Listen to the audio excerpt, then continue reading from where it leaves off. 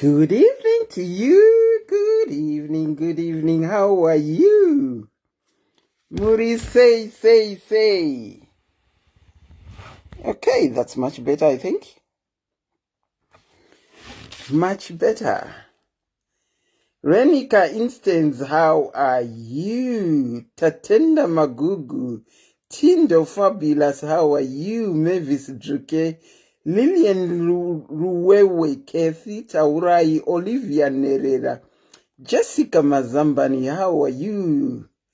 Ropafadzo Lorraine Zikiti, how are you? Priscilla Gogwe, how are you? Elizabeth Eni Mukuntli wants to be in a video. Once I add you, unfortunately, Zneita Dololo. Once I add you, unfortunately, Inuita Dololo. Saka Elizabeth, if you want to call in, let me just Mary Zinoreva. I know that name. Yeukai Makuva Ingabo. This is for you. Thank you, Ingabo Chipo. Thank you. Justina Maniere, how are you? Bella Scotch, how are you? Esther Million Lavender, how are you? Nasi tatitimbotaura nenyaya yamaRound. Asi tisati tataura nenyaya yamaRound, tatitimbopiwa munamato watiruda kupiwa panapa. Mira ntangenda pina number. Have you been in MaRounds? The name is Auntie Selina. Welcome to the program tonight, Tuesday, the 25th of January. I am your host, your presenter, and your facilitator tonight. January akutoperaka. Taita zvinobatika here. Zvaakutopera kudaiwo. Tachitimbotaura nenyaya dzemaRound. Tionesane. Wakambotamba maRound here. Zvinetswa zvawakawana kana kuti zvawakafara nazvo paRound. Maitamba Round dzemari. Did you achieve anything out of mari dzeRound? Kudzimwe nyika Round hadzibvumidzwe, do you know? Like in England where I am, Round haibvumirwi, asi tinotamba chete. Ina hangu handitambe, ndaisimbotamba, asi tinototamba chete. Round kuno haibvumirwi. Okay, let me pin the number before we go any further. Masquera say my diary. Masquera say kumativi mana ose enyika. Takupedza January. Days are moving so fast. I don't know if you are noticing it like me. 0801. Okay. Let me see if I can pick up the number and pin it. Asi tachitimbotanga tanzwa munamato tiri pamwe chete. Tachitimbonzwa munamato tiri pamwe chete. Anditi, regai tichinzwa munamato uyu. After tapedza ndinoti tizotaurirana kuti pana hanzwa zvanga zvichitaurwa here nemunhu waMwari uyu.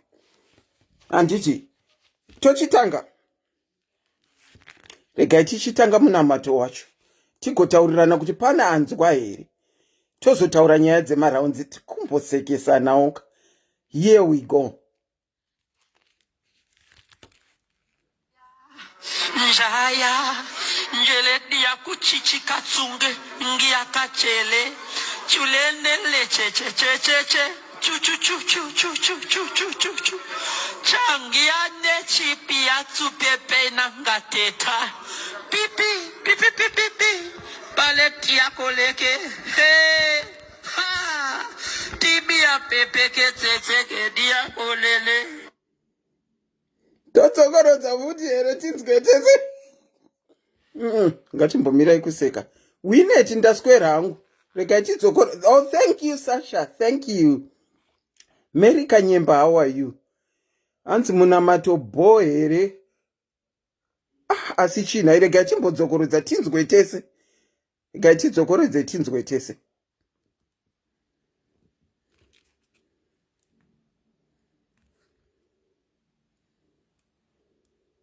chichinga titi chule njaya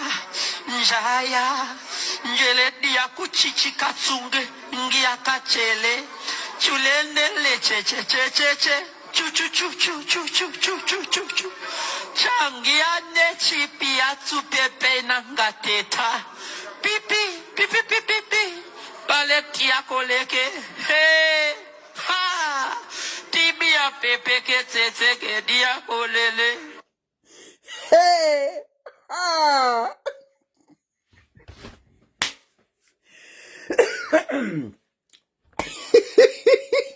Matangi zakho enda pa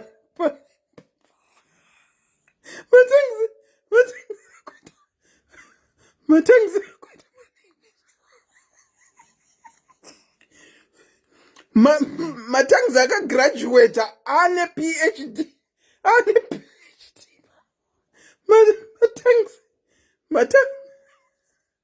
matangi zaka graduate apa neimwe level matangi akagraduate akatopfeka gauni rega ichinzwe futi matangi ekugraduate aikona inya munotamba nawo akunzwa akafunda chule njaya njele dia kuchichika tsunge ngia kachele chule ndele cheche chu changia ne chipi atsupepe nangateta pipi baleti akoleke hey ha tibia pepe ke tsetse ke dia kolele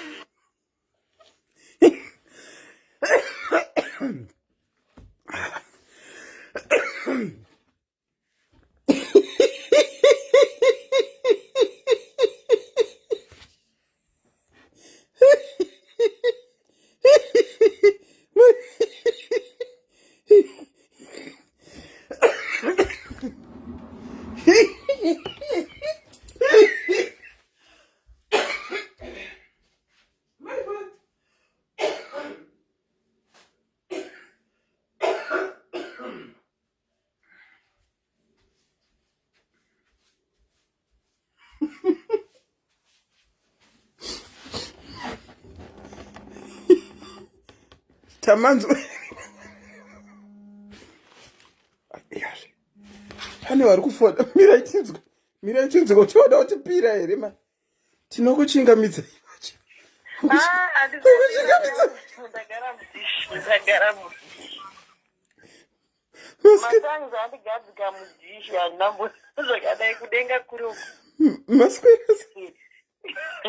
zvakaoma vedu veka ngatidzidzei kunamata zvatiri kuita pano tiri kutamba muda kuinterpreta here matangi matangi kana ndogara hangu ndisinganamati izvi zvakatooma izvi hazvisi kufamba izvi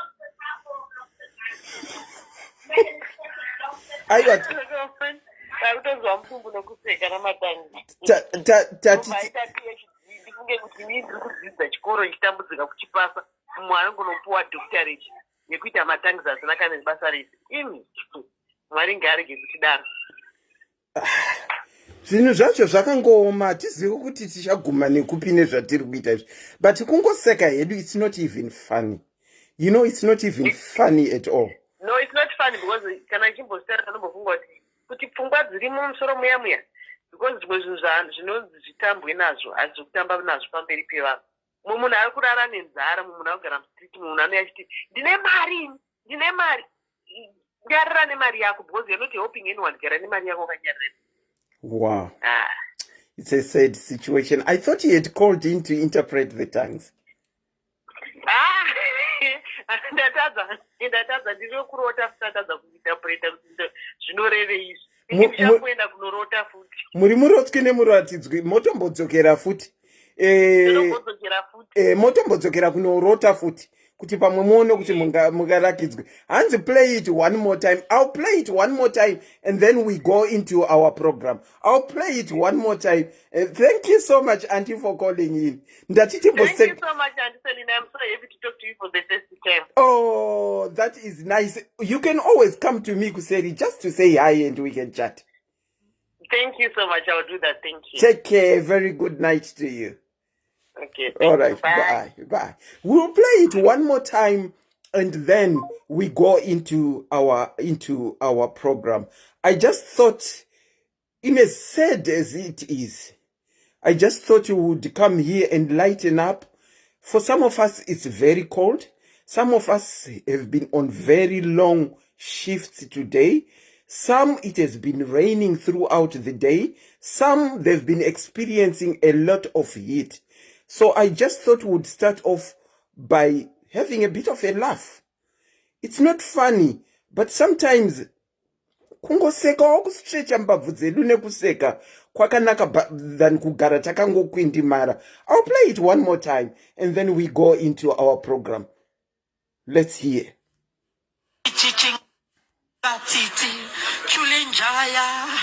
Njaya njele dia kuchichi katsunge ngia kachele chulene leche che che che che chu chu chu chu chu chu chu chu chu chu changia ne chipi atsupepe na ngateta pipi pipi pipi pipi balekia koleke hey ha tibia pepe ke tsetse ke dia olele.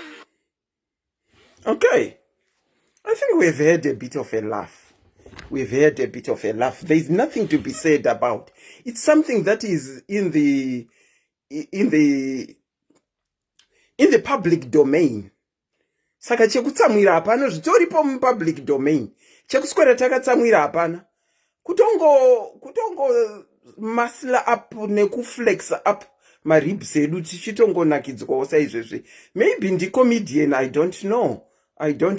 Tingange tiri kuwapa title isiriyo ivo vari comedian. Saka zvimwe zvinhu hazvizi zvekutsamwira. The numbers are pinned below.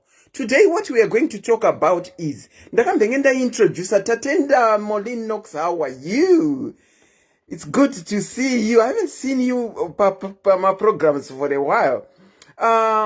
Ndakamba introduce ndichiti ndaikumbirwa nemunhu akatoremedzeka zvekudaro achinditi Auntie Selina, imbochiitirayo program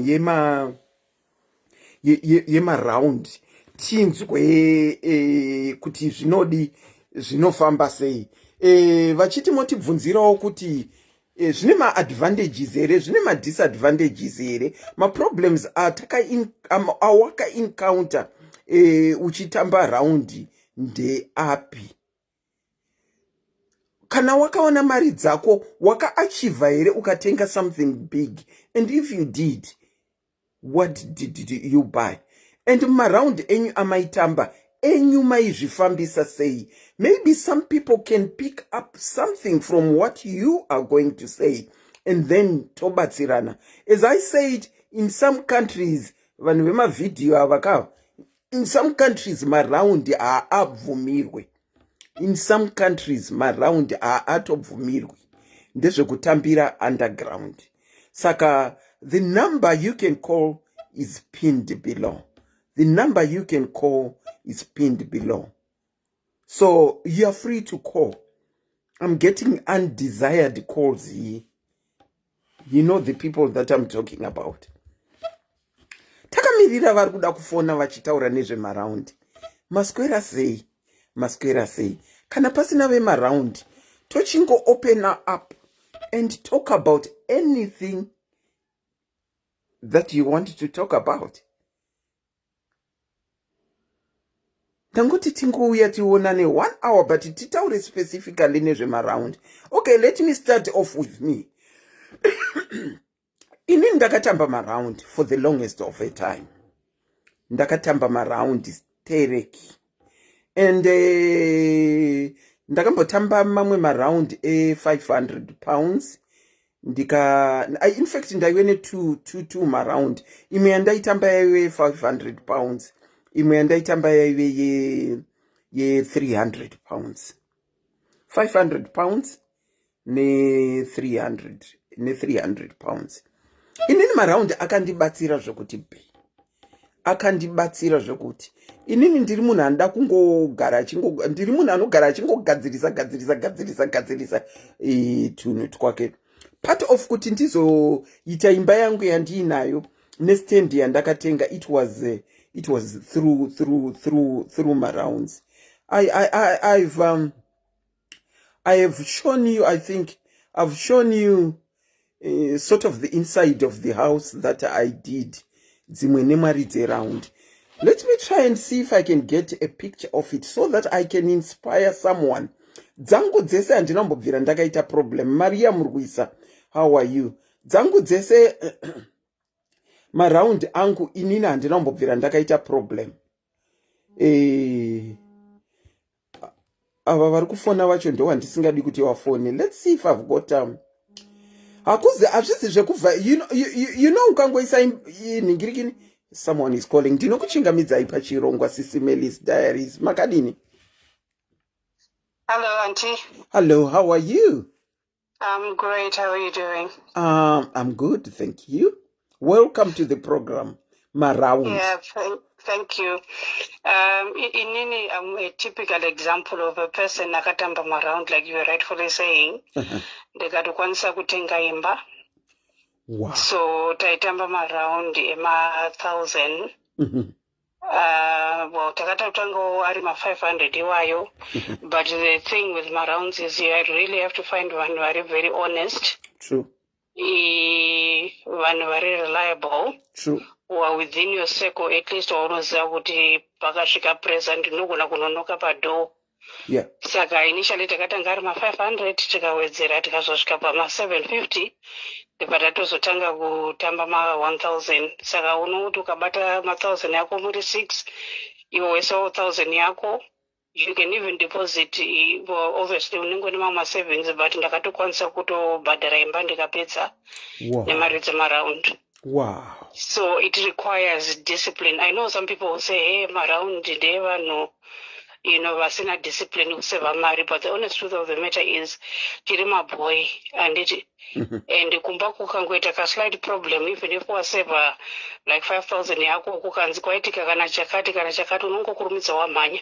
Wobvisa kapaka mari kaya wakutobvisa paya. But kana win round uchinyatsodza kuti I'm committed and ndine responsibility to pay the next person, hauzongobvise mabvisiro aunoita kana uchiziva kuti ndeyangu yakangogara muaccount. So for me, MaRounds have worked.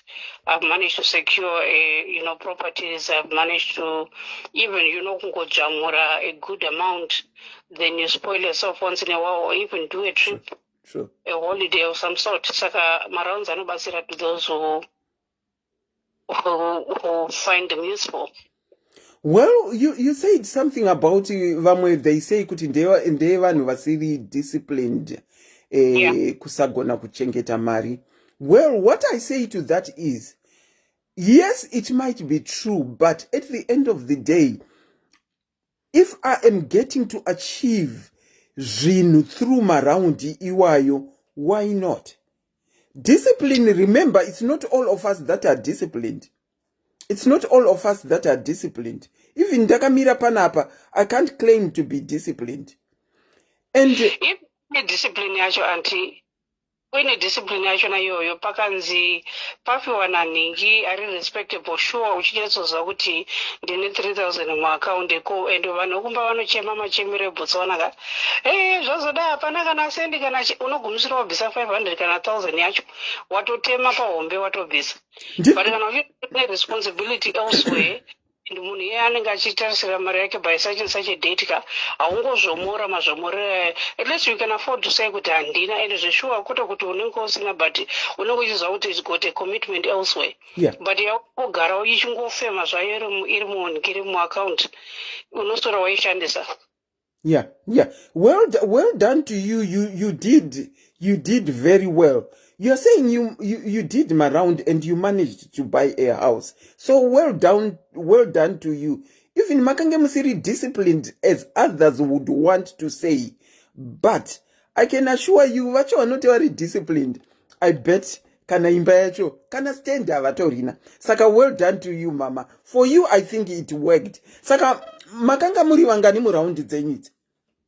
We've always been 6 anyway. Takagara tiri 6 saka unenge uchiexpecta mari from 5 people anditi.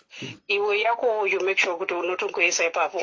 Was genetic issues like I've been looking for more projects to invest in Kumba. You find the Mustangs around like 10,000 and it. Yeah.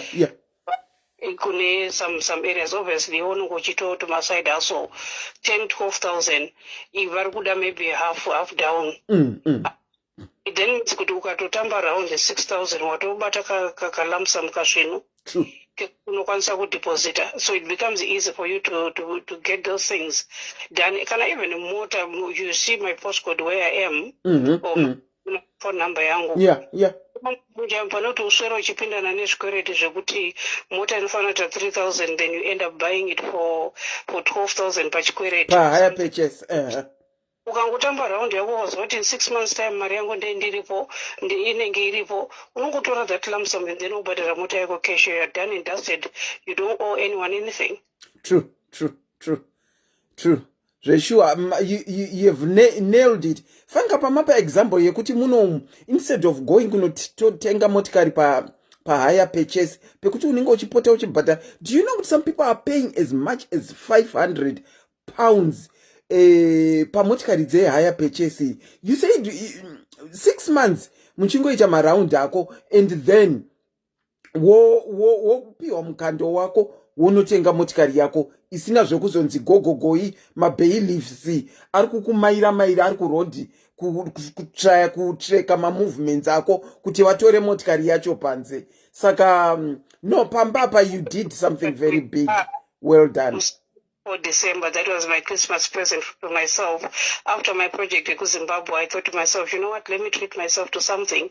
Saka ndakapedza project yangu yekuZimbabwe ndaitamba MaRounds. Can I even in my advice to people even varikuvaka kumusha zvezvia, once you purchase your property, ukana uchitamba MaRounds iwayo another 6 months accumulate again another 6,000. Vaya vanenge vachichema kuti hey tinobirwa mari and what not. Unoti 1,000 yako wotenga inonzi chitiketi rako woenda kumba, the other amount wosvika ikoko unosumudza, even ukasiya wasvika pawindow level wodzoka, you work wowedzera mbichana neyako yekubasa, then year round, then the next time again you get round after another 6 months woenda kumusha vanhu. They have been building that way rather than sending mari kumba to other people, but because unenge uchizotoneka mari kuside pamusoro pazvo you are topping up nemari around wosvika wasumudza up to another level uchingoita step by step like that. Unopedza. Yeah. Very true. But again, too much time and well done to you. What an opening. Thank you so much, Mama. A very good night to you. God bless you. Bye-bye. You too. Have you got a story to tell about MaRounds? Mama vari kuti vakatenga imba yavo nenyaya dzeMaRounds idzi. Pane chawakachivha here nemari yeround? Kana kuti ana bhururu vakangodisappear nemari dzeround idzodzo havana kuonekwa? The number is pinned below. Kuonesana nekuyeuchidzana. Remember I said in some places MaRound aya hazvibvumirwi. Okay, I'm trying to see which one. Okay, as I said, when I'm showing you this, handisi kukushowa kuti ufunge kuti ndiri kukudadira, but I am showing you to encourage someone.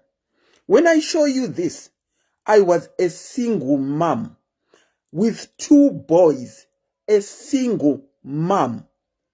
Baba vari pana vanga vasati vatombo muchiedza chekuti ndinzi ndingaite munhu. I was a single mom. Ndaizvishandira. Ina handisi munhu akatsvaga zvekuita varume, ndaizvishandira. A single mom. Ndichiita MaRound iwayo, ndichishanda. I just want to show you kuti in the absence of me, my children are living like this. That's just the living room. I don't know if you can see it.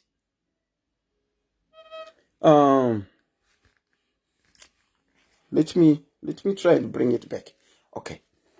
Remember I said andisikuita kuti ningirikini zvekudadira. I want to ukafila kuti urikudadirwa na Auntie Selina then une problem upstairs. I want to motivate someone. Imari dzeMaRound idzi. Imari dzemaround it. That's my living room. Imari dzemaround.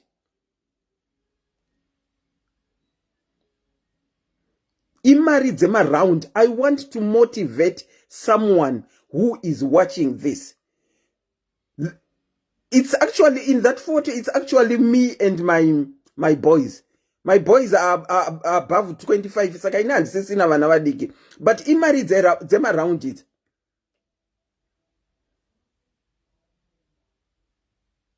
That's just my living room.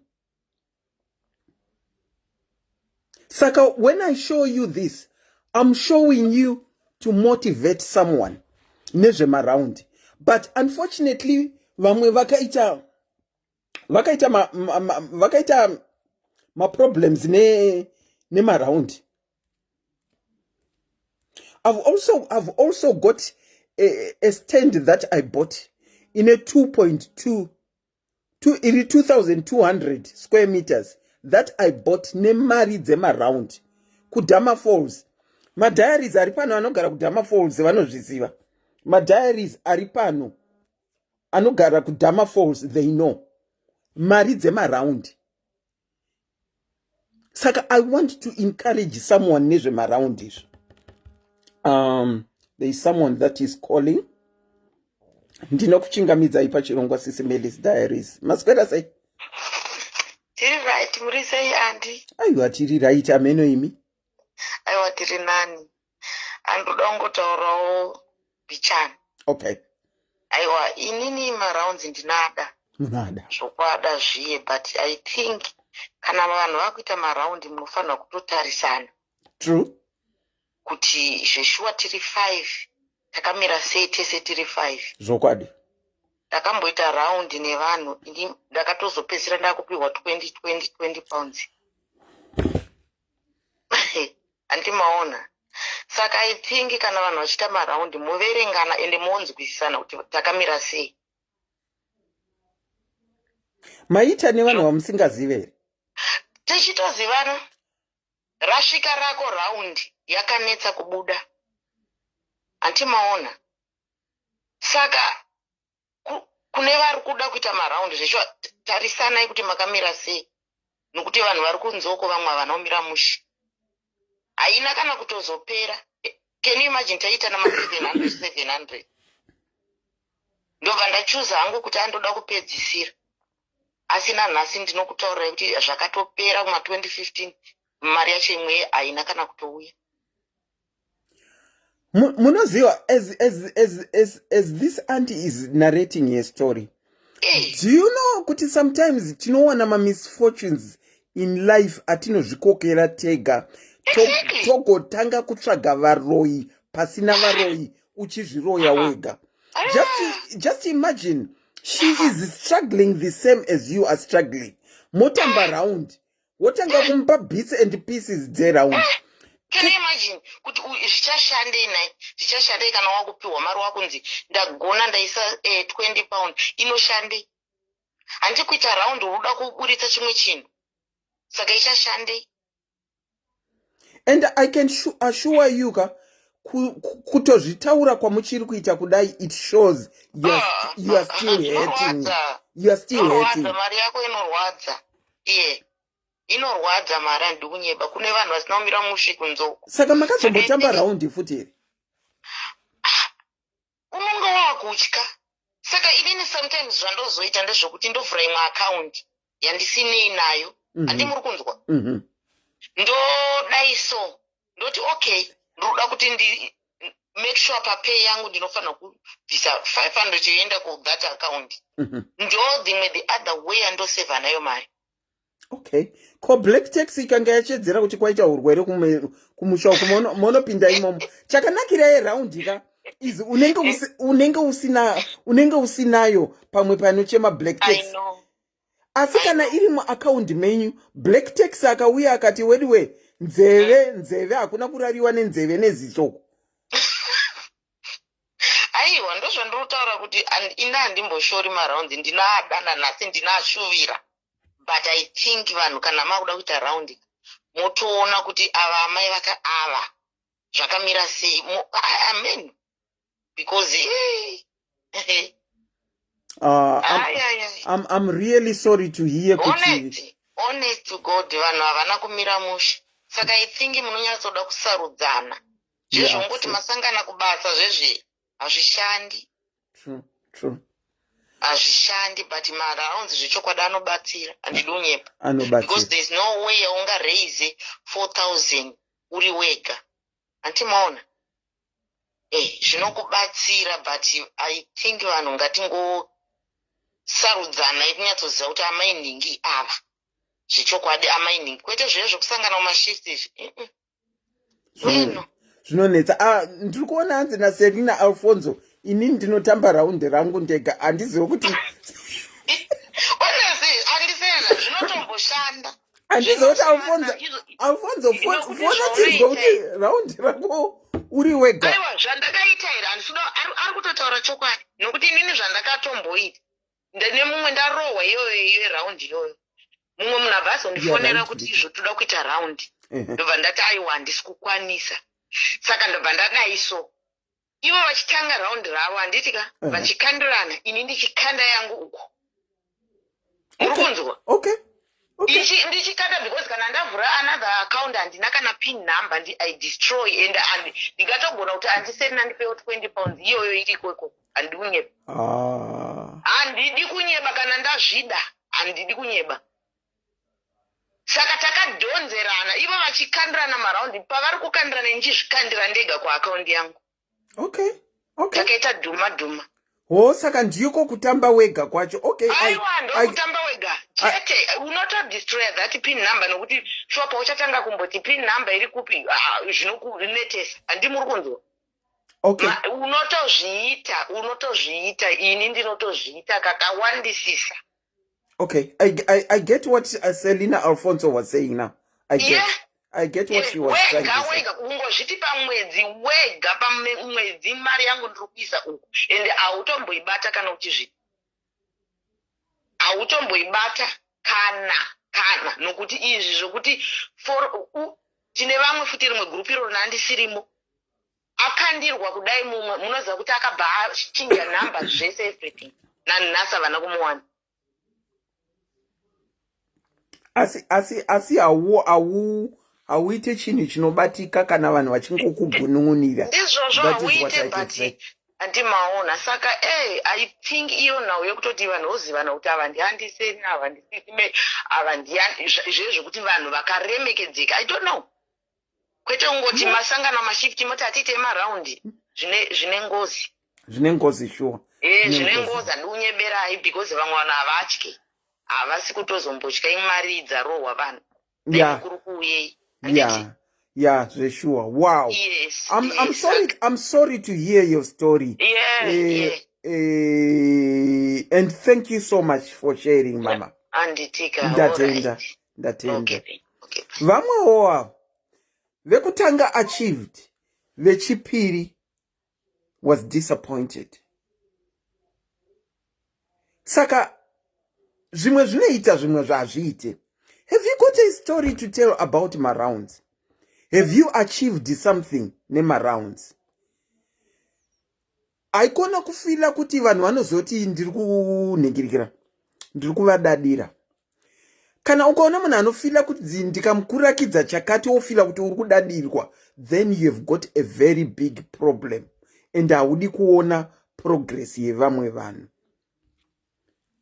Ndinokuchingamidzai pachirongwa maraundi. Makadini sisi Auntie Selina. Tiri right, muri seiko? Aiwa tiripo ndimbomoreso madiaries maswera sei amadza kwezi kwamusi.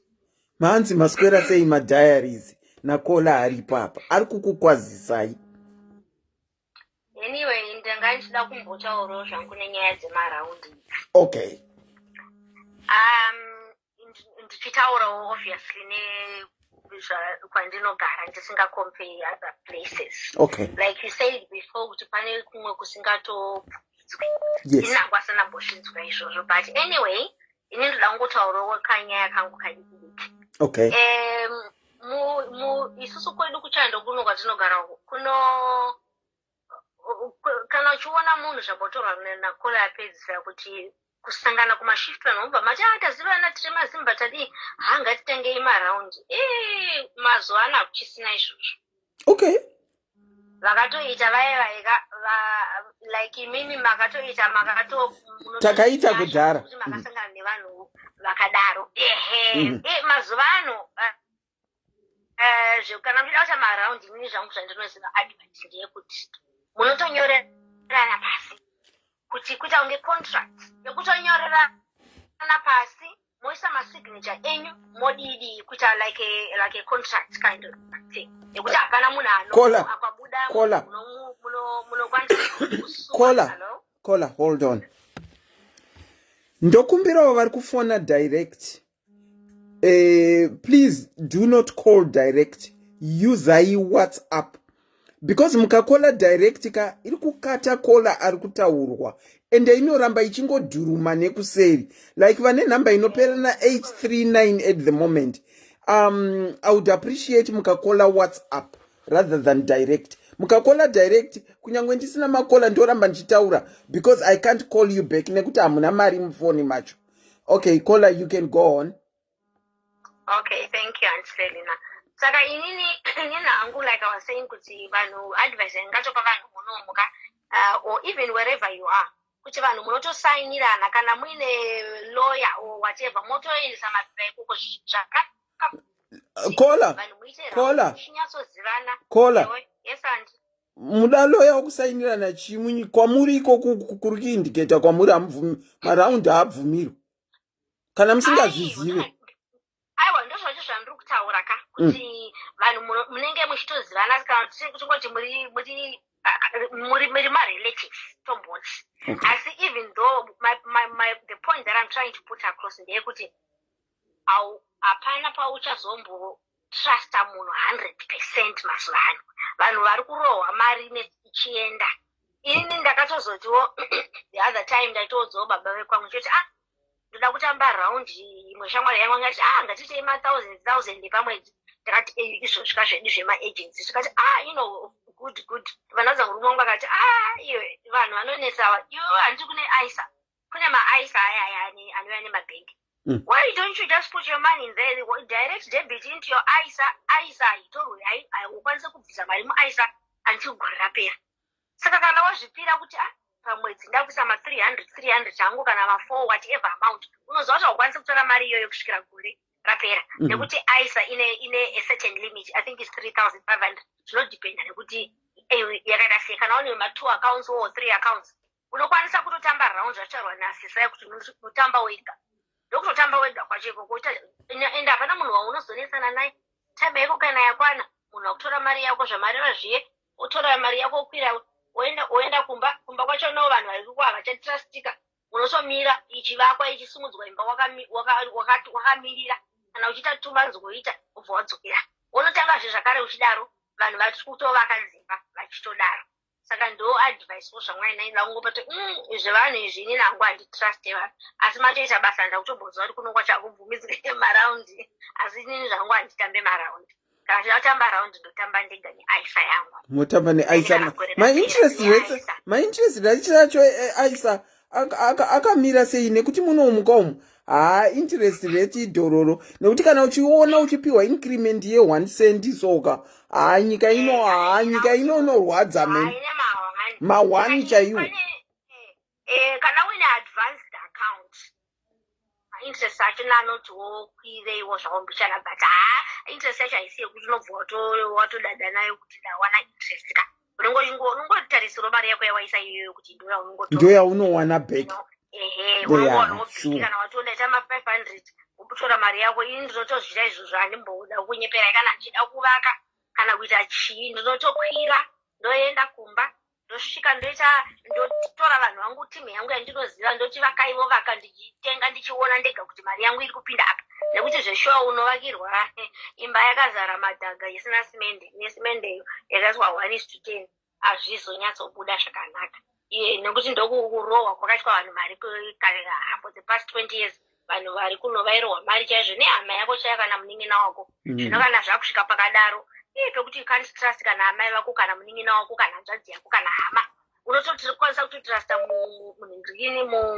mutorwa anotokuitira zviri nani pane hama saka zvinhu zvacho zvangooma. I think it's also because economy yacho Norway, you know, yakango inotuma kuti vanhu vange vakadai.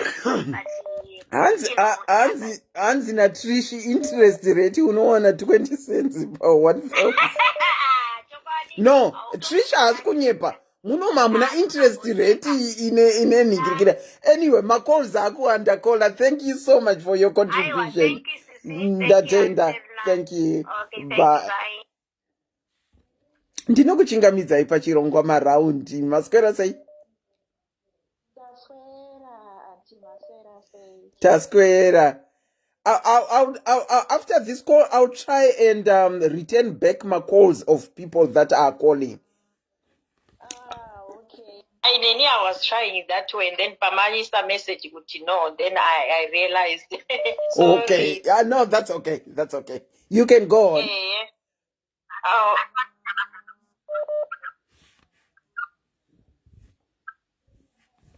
Hello? Okay. Hello, Auntie. You can go on. Yeah.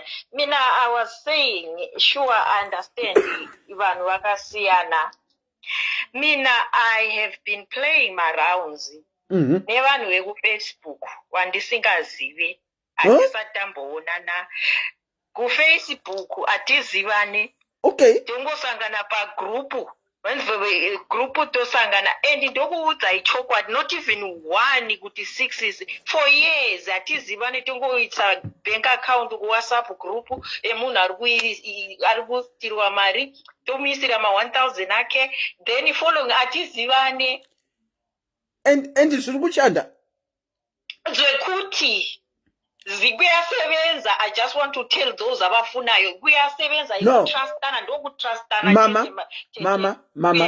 Mama, even if I don't understand Ndebele, if you, for the benefit of even the Ndebele speaking people that are on the platform, you can go on and speak Ndebele. I've picked up what you are trying to say. Okay. Go on and speak Ndebele. All right. Thank you, Nyabonga Auntie. Mina ngidlala igroup many times now. 3 years, 6 of us. Every time you finish the round, Mina, usually I'm always the last. Even manje, next time, manje's child, number 5 end of this month. Mina number 5 is child 4. 1,000 ingapela siyaqala asazana ofuna ungena uyangena. And utambile uFacebook people. Facebook futhi kuyasebenza silama admin abazwisisayo, they really good to just monitor the group ku WhatsApp. Then uholayo on the 20th uyafaka i-account yakhe, ufaka i-1,000 yakhe asazani, that's it. Sipongubonana ngama-phone number kwapho ku WhatsApp la ku Facebook. Saka mama, ku Facebook asazani vele. Ungapi all these people we are player with. Angeke ngikhuluma ibizo le group ngicenya kuvunyelwa ayi group yakhona maybe akuvunyelwa angeke ngiyesaba, but it's a very group women group ku Facebook. People are joining, it's only for women. Then there admins, then they advertise abafuni group ye 1,000 abafuni 500 kulama 300 everything. They want to buy cars, some are buying everything, and it's working. So how long have you been playing, Mama? Mina on and off now for 3 years. Oh, I'm telling you. People on Facebook, 3 years. Facebook, yes, and it's happening. Not only one group, even in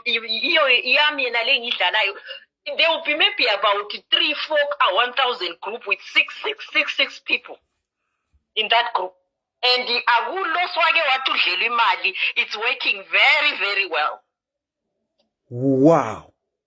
I'm telling you, honestly, it's just trust. We are women and hardworking and just trust. We don't need to you check it background, what. Just trust. That's all. So these people that you are playing MaRounds now, whereabouts are they? Do you know? Are they in one place all They are different. living in UK, all over UK, I'll say. Scotland, England, everywhere. Okay. But we just meet on WhatsApp. Once they put the link, you go there, then 6 of us. It's up to maximum is 6 people. So when it's your 10, we told like 5,000. Wow. And it's happening anti angikambi manga abangafakaza kuma comments abazwayo. It's happening in many groups. Ours imota 3,300 a month for maybe 6 months, or 1,000 or 500. Amanya kona we 2 weeks, every fortnight 150. Amanya kona we 300 every month. Manengi. Okay. Alazani, asazani, we don't know each other. I mean, I will be honest, Angule imazi, ongiti, yamaze ngadlala since I've started 3 years, I don't know them. But I've never had problem. It's good to hear, Mama, that you have Honestly, sure, Mama. I mean, I just want is kuya ngabantu amabanki silawo, but we just want to ukuthi izindlu ekhaya ufuna ukwakha ule target, you want to do something. Ima groups ayanceda bakithi. I'm hearing from people. I'm hearing Paida is saying it's true, Auntie Selina, it's happening. Mina, I have learned a lot from groups. There's groups MaRound I didn't know about, and a lot of things like things, projects. We learn from there. You come out. It's your decision. We are full round or not.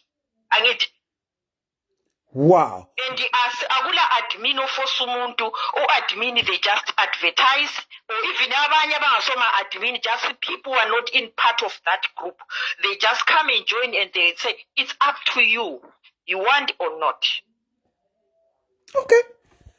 In life we take chances in life, otherwise you can't get. You just have to try and take chances. That's what life is about, I think. Yeah, life is about taking risks. I am a risk taking taker. chances and risk, exactly. Yeah, I am a so risk. mina angifuna advise abafunayo bachiri kuda kuita MaRounds. Please just be trusting. Chimbo itaziya zokuthi uno trust and in your heart trust people and tell yourself, yes, I'm doing this and it's gonna work. And it will work. Whoo! Mama, thank you so much for sharing. I am a risk taker, but I'll leave it at that. Not mina ngedwa, like I'm telling you, kuti takawanda zviri kufaya. All the best. Keep it up with the people. Auntie, thank you so much, Auntie. Good evening, Mama. Bye. Good evening to you too, Ngiyabonga also. Thank you. Wow. I never thought I would hear this, honestly. I never thought I would hear this. Let me try and return some other people's calls that we were trying to phone. I never thought I could hear that people meet on Facebook and go to the extent of playing MaRounds. Wow. I'm very trusting. I am very trusting. But yandipedza mafuta. Yandipedza mafuta zveshuo. Yoko, how are you? Hello? Masquera. Masquera. Hey, wakabirwa mari yeraundi kai. Ndakadzidza paraundi ndechekuti raundi unofana kutamba nevanhu vaunovimba navo. Okay. Ende nevanhu vane spirit yekuti you are there to build each other. Okay. Not nevanhu vane spirit yekuti ari kuda kukushandisai. Why kuti ari kuda kukushandisai? Taitamba nevamwe mai, taironga round handiti. Toronga round, iwo bvati. Iwo kana musina kuvaisa panumber 1, handiti. Vaibva vaparadza round iyai. Obva vati saka hatichatambi round. Mukunzwisa. Saka waingoda kuiswa panumber 1 chete. Network. hanzi kana mukange musina kuwaisa panumber 1 vaibva vazvibvonyonga voti hatichatambe round. Mama vaya vabva pane anga ari kubvunza mucomment section kuti ava vanotamba raundi repafacebook ko mumwe akafa munozviziva sei? Vakomana, mubvunzo wakaoma iyoyo, unopinda magumbeze neboots. Let me take this call. Network yayoko ndinokuchingamidzai pachirongwa maraundi. Hello, Auntie Selina. Hello, masikera sei asikana? Taskera kuti masikera. Pamaraundi ipapo. Ini ndakatamba round. Taitamba as a group pataishanda tese. Munhu wese akatenga stand yake, munhu wese akawaka tekesa roof. Tapedza kuti roof nakati guys katimbo munhu ngachizvitire because kaita maround. Vanhu vatinoziva vari honest. Marounds anobatsira. Atinawo pakazouya zvecorona izvi takati guys ngatisiye round nekuti achizoti achadzipa basa ndiani mwapiwa mari. Saka takati munhu ngaazviitire ega. Saka tatakuzviitira tega. But vanhu takatowaka ukaisa marufu kwakusara maplastering nemachi, but takuzviitira tega because nenyaya yecorona itazoti aitangodzikwa basa ndiani imamupa mari maizoiwana kupi. Wow. Maround anobatsira mune vanhu vari honest vamunozivana. Noti zvekungoita vanhu vamusingazivani. Ipapo pane nyaya. Yeah, pane nyaya zveshuwa. But yours, you can safely say kuti you were successful because murukuti mese muround imomo makamanager kutengerana mastand, mukamanager kubuild up to a certain stage, muchiitirana maround. Yes. And then ne-COVID mukazoti ngatichisiyayi because mabasa anga angoperera vanhu. Because wamango kuti aiwa ngatingoitewe mwakati aiwa guys hatizoni kuti munhu atiza nemari umwashayiwa mari. Saka vanhu vakati iye zvinezvi pangotanga corona vanhu munhu ngazvisevhere mari yake ega. Nekuti atizivi achaperwa nebasa ndiani, achasara pabasa ndiani. Wow. Well done to you guys. Well done. Let this inspire someone. Kuti maraundi anobatsira ukasangana nevanhu vari committed kuita maraundi iwayo. Unotoita chimuko chinobatika zvamunoona zvakadai. Thank you so much for sharing your story, Mama. Thank you, Auntie Selina. Good night. Ndatenda zvangu. Yoko, I'm coming back to you. Ndinokuchingamidzai pachirongwa. Maraundi nhasi ndio musoro wedu wenyaya. Makadini?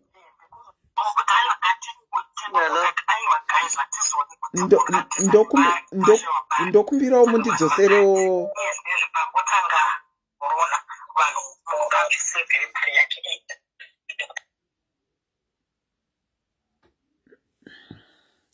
Ndakamirira kuti vadzime nhingirikini iri kubheke kwavo.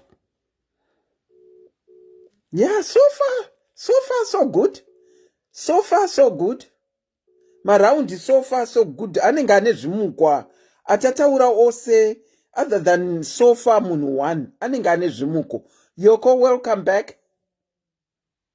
Hello. Yebo. Saka manje maivava manje ndozvavaitita. Wobva vanomutsa imwe group anditi Jehovha watangwa. Vatangwa ikoko maivavo manje. Waibva vaziva kuti ningi ndiye ari kupiwa round like inini zvavakandiita. Vanobva vakuti paunopiwa mari yeround vanouya vachikudza problem yavo kana kuti vanokusendera vanotuma mumwe munhu muraundi imomo kuti ningi akapiwa mari yeround endai munomukwereta. Ane mukuzvona vanga vatori nespirit yayo yekuti sort of kudestroya mumwe munhu. Ndo chimwe chinhu chandakavengera round kuti mumwe munhu akatoziva kuti une mari waunongotofunga kuti ari bhoo newe anenge ada kutokuwisira pasi saamai ivavo. Wow. Saka round yakanaka but inoda vanhu vanenge vane spirit yekusimudzirana. True. Anditi. That's very true. Kwete kuti like mai vavo takazopedzera tavacalculata tese muchechi nemulocation kuti ndozvavanotiita handiti vanobva vatuma munhu kuti antiselina wakapiwa mari saka enda unomukwereta kana ukwereta iwo ndozokudzosera wovapa saka takazovadzidza handimazvona but moyo usakarurama iwoyo unokutera zvekuti unotanga kuwana nhamo dzausingazivi kuti dziri kubva nekupi uchigunun'unirwa nevanhu. Wherever she is, if she's still doing that, that's not right, mama. takazongopedzesera tese vanhu vakungoti hatidi kutamba navo round, hatidi, because it's like kuti kana kuti ivo vanenge vakuteedza munhu wese uya vachituma munhu kuti akapiwa round ende unomukwereta kuti zvezvo kuti she was so greedy yekuti neyawapiwa I don't know. Saka ini ndakangolena ipapo kuti we have to play MaRound nevanhu vane moyo wekudi wekuvakana ani maoni weti vanhu vane moyo wekuguruva so ngofunga kuti iye zvakanaka zvinofanira kuitirwa iye round yakanaka zvoshu. Saka wakazombotamba MaRound here after that? Ivavo patakangozviona ndo zvavari. We have started with new people. Okay. Tatanga new people. New people handidi kunyepa. I enjoyed kuita round with vanhu vauri kuona kuti vane mwewe kuumbana. You see something like that. Yeah. I like MaRound, but nemunhu anoita kuti toda kusimudzirana kwete kuti iye ndiye anenge achifunga kuti akangwara kudarika vamwe. Saka ndo vamwe vanhu aya vakafanira kuti anenge achizokupa futi wapiwa mari yera akukudza kuti ndikwanisi kukupa istowanzotamba dzema2,000 rands. Okudza kuti ndine 1.5 imwe 500 yacho ndichakupai, but iwe wamupa 2,000 yese. Saka munhu akadaro haadi kuiswa muround ye. Kana tikada umisa ngatimise ikwe kupedzesera. Kwete kuti pakati kana kuti pekutanga. True. Wow, thank you so much, Yoko, for sharing your story. And I'm sorry to hear you encountered the problem. Yemudzimai wamakatamba naye uyu. Sometimes it kills people's spirits as well. Zvokuti havatozombodi kunzwa nezveround izvi. Takatopedzera tese location yese Mazimba takumuziva kuti ndo zvaanoita kuti munototaurirana muronge group handiti. Maronga group vati tangai inini. Imi hamachaiwa. Asiite kuti tikutangei ningi ndiyanga. Ovati saka ovafurira vanhu mumagroup mumainbox. Ngatibudei titangere. Angangori nespirit iyoyo. Shame. Aiwa. Thank you so much. Chero makazoona vamwe wokutamba navo vakadzikama. Yes. Thank you so much for sharing. Wow. Pana vanhu vanongoputa off mukati meupenyu nemaitiro avanoita zvinhu so. Ngatimbotrai kudzosera ndinokuchingamidzai pachirongwa MaRound. Maswera sei? Thank you so much for sharing. Hello, ndokumbirawo mudzime device iri kuseri kwenyu. Hello? Hello, auntie. Ndokumbirawo mudzime device iri kuseri kwenyu.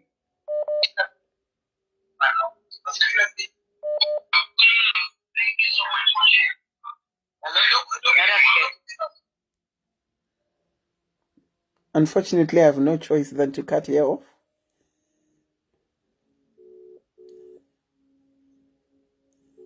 Ndenge ndisingadi kudaro wedwe. Ndokumbira kuti kana maakutikola, when calling, please, can you make sure that the devices that are behind you are switched off? Because I know backfire.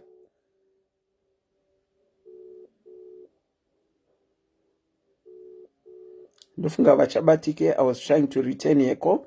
Let's try the lady who had a device behind her. Tiwone. Hello, auntie.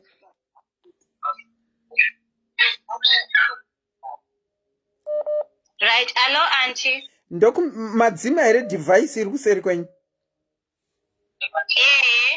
Ndiri kuinzwa. Yeah, ndiri kukunzwai. ndiri kukunzwai kumba kwenyu ikoko ndichitaura ini.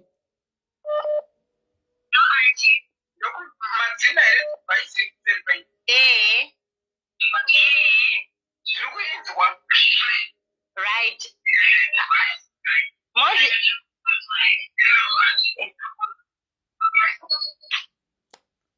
Auntie. Makundinzwa. Mamusina kudzima device ka.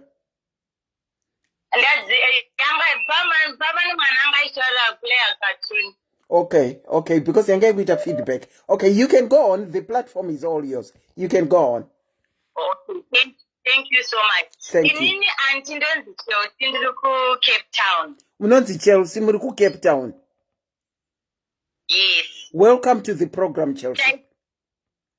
Thank you so much, auntie. Taitamba round yema 5,000 pamwedzi tiri 12. Okay. So inini ndindaipedzesera I was supposed to get 60,000. Wow. Yes. So takakandirana zvakanaka. Yangu inini ndakangowana 8,000 out of 60,000. Chelsea, uri kutaura kuti chiko. Chokwadi anti ndikakuudza kuti kana hama dzangu ndakopera ndavaudza the pain I went through apa ndaida kutotiwo ndonoitawo as a single mother ndoitawo something great muupenyu but mweya weraundi chaiwo ndakabva wakabva wato. What went wrong?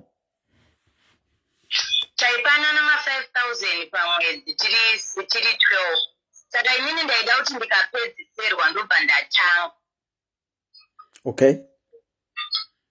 Ndobva ndanoita something kumusha and you know life yemasingle mothers kuti todawo zvakanaka kuti vana vangu vagoona kuti mama vedu vanomira. Saka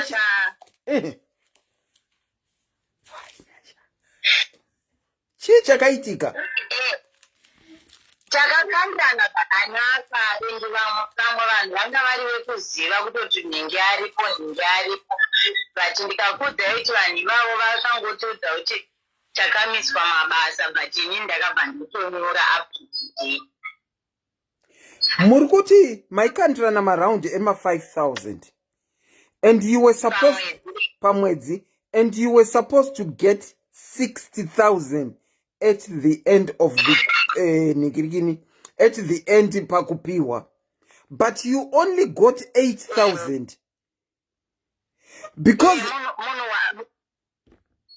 munuchi munhu wani ndiye akandipa mari yangu wechi2 akangondipa 3,000 and the rest vese vakadzingwa mabasa. Vakangondipa sikuzi yekuti mabasa takamira and kana kumba kwedu hapana kakawanzwa ndakakuza that pain nanhasi. Nyangwe ndikada kubvunza unotoshaya kuti ndobvunza hani vanhu vachitongokuudza kuti handimbongoona situation yatinayo. COVID yakadya mari yedu. Mimi you are so lucky because ndichiri papa. Vanhu vacho munawo padhuze here munotaura vanhu vamunotoona here. Vamwe tototaura vamwe vakatenda kumusha vamwe vakatochinja area yavari. Saka vamuri kuziva vari vamunokwanisa kuona vangani ipapo pavo ndochiti 11 imi ndimi wechi12 minus 1 akakupai which means va10 uyu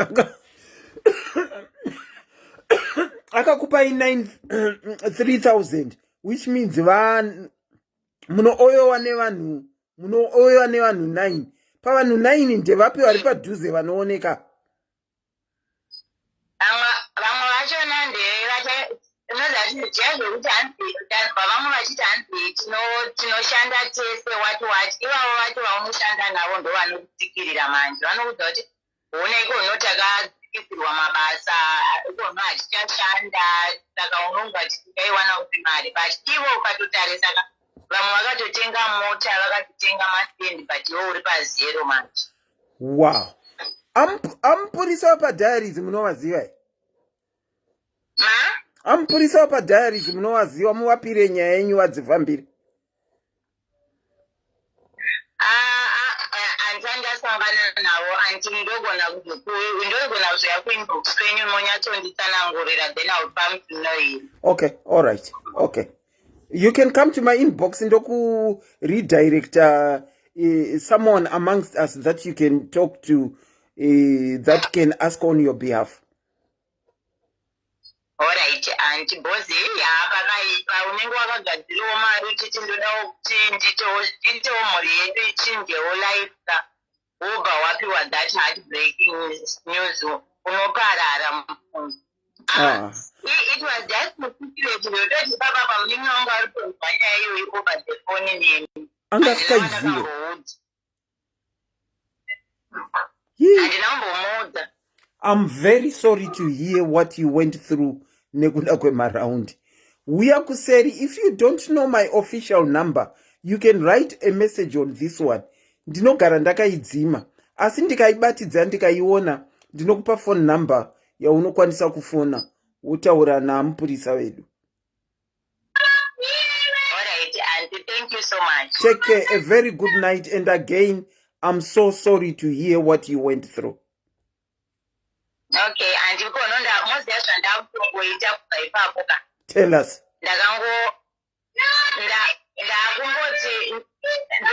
of MaRound akazi disappoint and angoti mari yangu ichingopinda promo yekubasa salary yangu ichingopinda ndongoganisha a percentage yekuti mari yakati yongoenda fixed account by papo round chero ye 20 rand kana 10 rand andikana kuinzwa.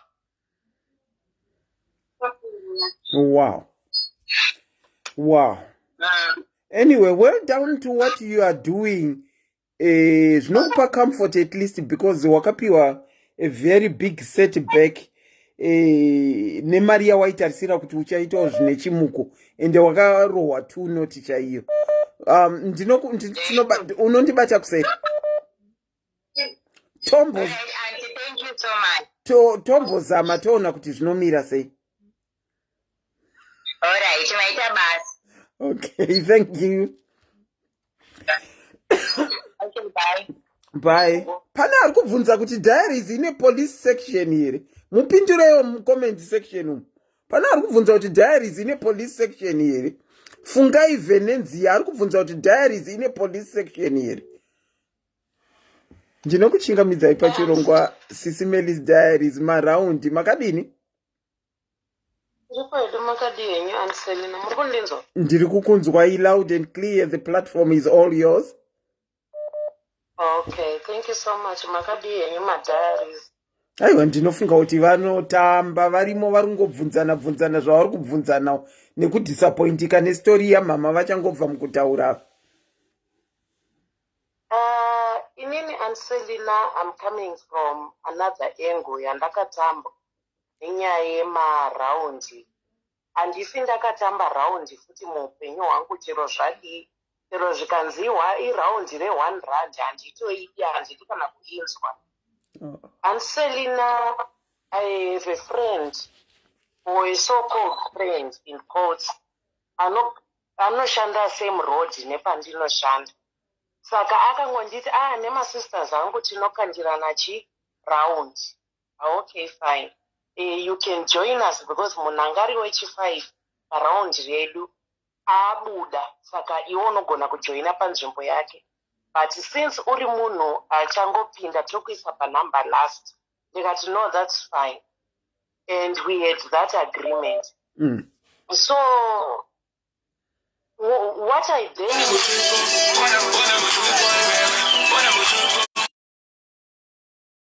Sorry, Mama. Sorry for that. My son was calling. Oh, it's all right. Zvandakazonotisa and Selina, round iri because tanga tiri 5, tairikanda ka2 pagore. And that's twice per year.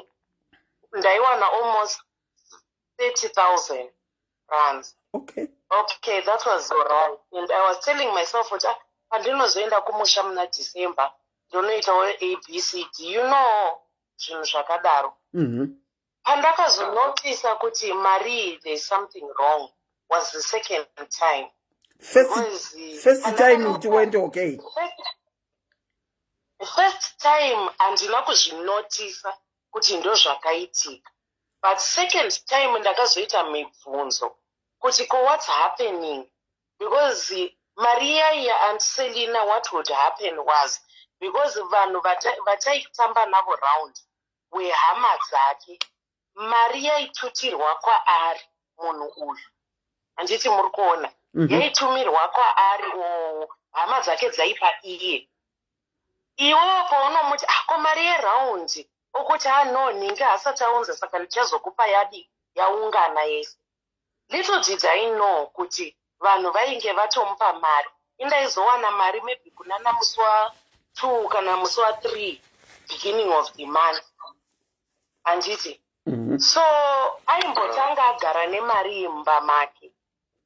I didn't realize, ndakazozvinotisa second round. I'm a very prayerful person, and I always tell people kuti ndikada kupira nyaya yangu kuna Mwari vanondiratidza zvauri kuita, and inini I won't confront you, but I'll just take a step back away from you.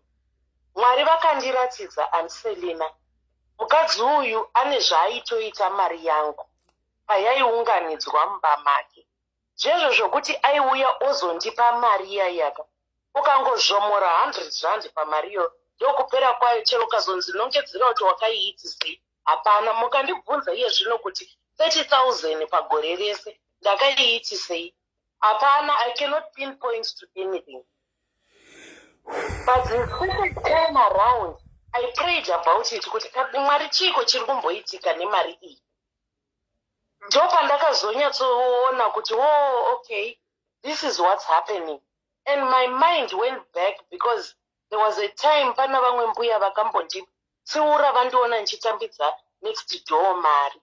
Vakanditi be very careful nevanhu vaunotambidza mari mumaoko, mari dzekutambidzana mumaoko idzi dziri very dangerous, because kune vamwe vanhu vane mishonga yekuti chero akazouya akakudzosera mari kana kuti akakupa mari, mari iyoyo anoitora bheki, iwo hapana chaunoita nemari iyoyo. And that's what I realized pana mai apo. Hapana chandakamboita and Selina 30,000 rands, hapana. And we're talking about 4 or 5 years ago, of which yanga iri mari yakawanda. I could have done something chine musoro nemari iyoyo, but handina kumboiona mari iyoyo kwayakaenda. Waingoti ukangozvomora 100 rand pamari iyoyo chingoti aregai nditenge kana airtime, zvatopera mari iyoyo haufa wakaiona futi. Uno inenge iri momba ichangopera sekutamba sekuseka. Saka that's the other angle that I want to come with, kuti pane vamwe vanhu vanokutambidza mari yeround vatori dangerous. Vamwe vanhu vane mishonga kunze uko, anonoitora futi bheki mari iyoyo kabisirewo usingazvizivi. And that's what happened to me live and direct. Pandakazomuudza mukadzi uyu kuti handichadi zvekutamba round nemi, akanditsamwira and Selina zvekuti she spent about 3 months asinganditaudza, asinganditsvaga, asingadi, just because she was angry at me kuti ungasiya round sure une chokwadi chokuti ungasiya. She was angry at me because she knew she was benefiting from me.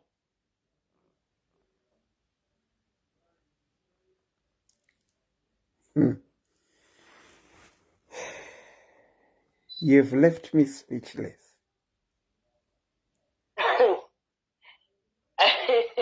Zvinhu zvatinosangana nazvo muupenyu and Selina, zvinhu zvatinosangana nazvo mulife. People are dangerous out here. People are so dangerous, it's amazing. Iwe unonge wakaplana kuti ndichazoda. Iye mukadzi wandiri kutaura ka ane mwana akatopedza chikoro, she went this, her son went through school, she finished, ari kutovaka kuZimbabwe. Time yaida kuisa roofing paimba yake, ndo pandakati inini handichadi zveround. Ndikakuudzai kuti until today 4 years later imba yake haina roof. Yeah, but gore randakatamba navo round inini akavaka akasumudza madziro ese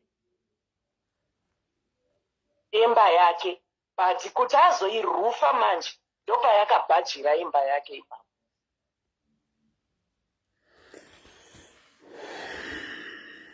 Yeah.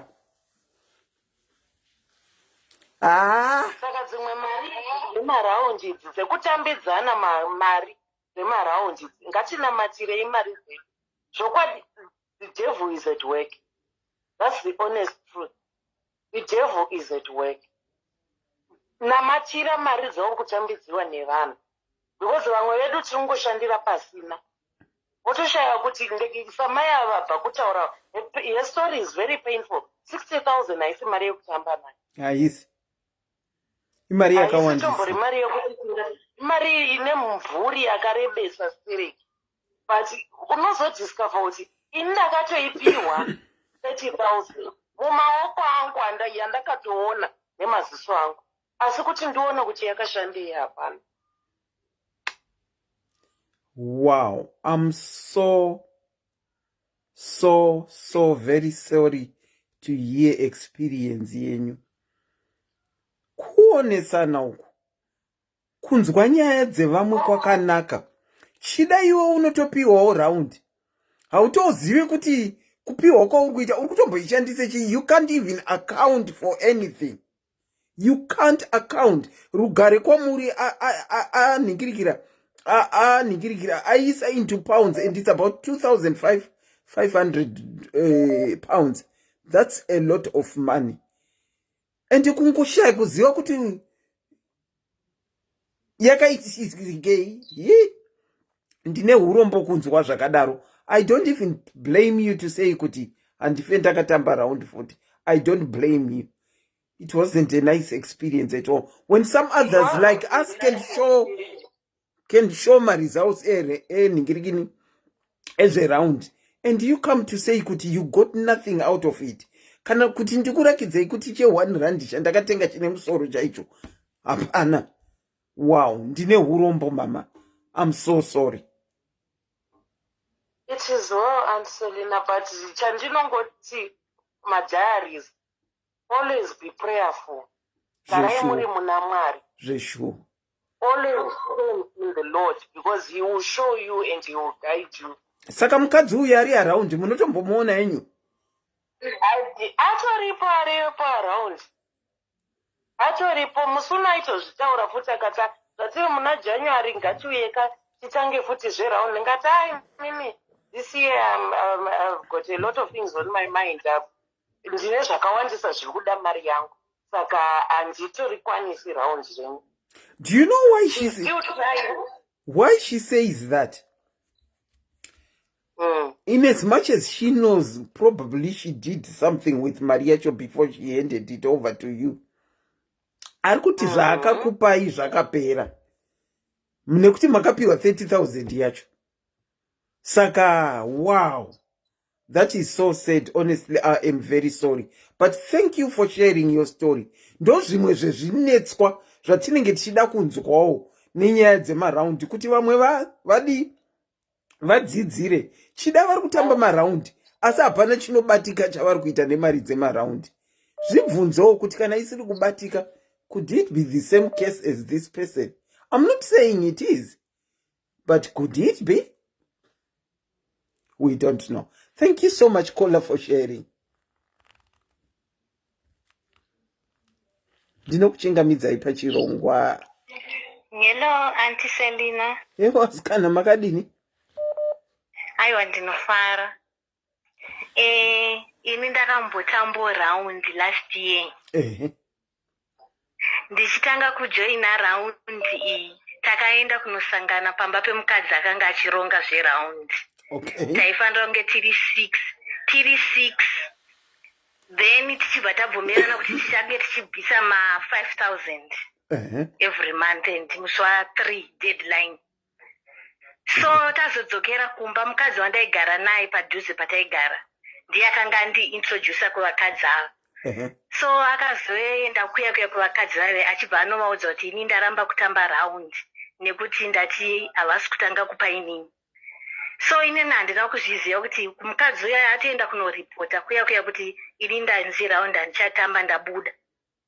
Musi wa3 wega aindibvunza muri kuendesa mari here? Ndoti ehe.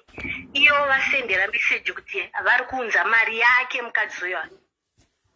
For 5 months ndichingoendesa mari. So mari yaizokolekterwa pamba pemukadzi uyu. Wamuswa pekuti ini ndichipiwa after 5 months. Ndaenda kuya musi wa3. Ndikati baba wemwana handei because mari yakawandisa ndiri kunouya ndine 25,000. Handei mugona ndibatsira kuisa mari muhomwe. Ndasvika kuya ndati ndauya vakadzi. Zvikanzi mauya uzodi. Ndikati ndauya kutora mari yeraundi. Zvikati aiwa handima munozotamba. Makabuda kamuraundi. Raundi yakanga ichitopuwa maifundiswa wakati yazotora mari nezuro musi wa2. Atama kwaanogara. Maifundisi? Maifundiso. Maifundiso. Ivo maifundiso ndo waifanira kutamba raundi. Ivo vakanga vasisatambe. Ini ndinda kuvatambira ndisingazivi kuti ivo vakabuda muraundi. Vakati havaikwanise 5,000 yakawandisa. So ndasvika kuya ndakasweta kunge benzi. Zvichinzi aiwa maifundiso vakatokolekta mari yavo nezuro musi wa2. Because vanga vati vari kutama. Ndoenda pamba pavo maifundiso vakatama. Ndovafonera maifundiswa. Zvikanzi aiwa vakadzi vati vari kupa inini mari yenyu ndiri kuuya nayo. Ndakazoiwanawo mari iyoyo zviri zvidimbu. Vachindipo zvimahafu. Kuti avo vazoipedza yese. Makazoiwana henyu yese? Ndakazoiwana hangu yese. Asi maifundiso makaitwa seiko maifundiso? Kana muri pano maifundiso nyara iweduwe. Zvakaoma. Then takazotamba imwe hold on. Vanonzi fundisi here kana fundiswa? Fundiswa. Vazikanwa mucomment section. Vavaziva here. Vari kutonzi maifundiswa imbavha. So manje zvakazoitika. Ndakazopinda pafacebook pane mumwe mukadzi anogara kutembisa uko akangonyora pahuru dzemadzimai paipai kuti vari kuda raundi vari interested. Ndakajoina yanga yakarongeka tisingambozivana. Vamwe vanga vari kuZimbabwe tichitotamba takatanga chitamba nema1000 tikazokwidza tikati 1.5 tikazokwidza 2000 tichitamba nemagumbeze nemapoto zvakarongeka. Chitsotsi. Then mumwe mukadzi wekuZimbabwe akazofa aifanira kupiwa mari. So taingoziva zita rake nesurname. Tichibva tamutsvaga pafacebook. Handiti tatinge tichizivana pafacebook. Vatatsvaga hama dzake tikaona baba vake. So vanhu vanga vari kuZimbabwe vaitambira vari kuZimbabwe vakaendesa mari. Taikungoisa mumukuru. Taita zvekutumira mumukuru. Tikatumira munhu kuZimbabwe nemari akaenda nayo. Akanopa baba vacho asi mwana wavo akanga atofa. So sorry to the family. Asi you are the second person ari kutaura kuti makatamba maraundi epafacebook nevanhu vamusingatozivi asi achifamba. Tisingatomboziva. Mukadzi uyu akatoironga ndakatozotanga kumuziva last year taita futi emagrosari. Tatoona musho 3 years ndakatozotanga kumuziva last year taita zvemagrosari. Grosari richitosheyiwa. Ndichibva ndaenda kunotora grosari rangu ndopandakatanga kuziva one wacho chete. Vamwe vese hatitombozivani. Kungoisa mari muakaunti. Munhu anongotumira mari pagroup paWhatsApp kuti mari iri kuiswa muakaunti manhingi then motumira maslipi paWhatsApp. Saka izvo zvemagroup epafacebook, how long have you been doing it for? 3 years. And it has been going on well for you?